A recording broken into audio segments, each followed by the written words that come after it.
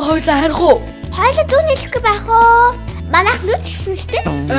Үгүй ээ. Хизээ хаашаа? За тайвсаа. Ингээс халдгүй шинэ байранд орсон. Шинэ байраа. Ер нь бол манай байрны ашиглалтын хугацаа дууссан гэд буулгаад шинээр байр.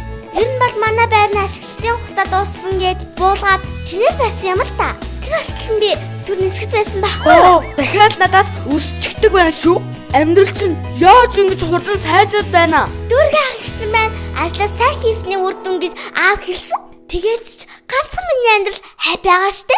Тэр ч тийм дээ. Манайх ч суудахгүй бүр гоё шинэ байранд очих юм чинь хоёулаа ажилтай бол годтой юм байна.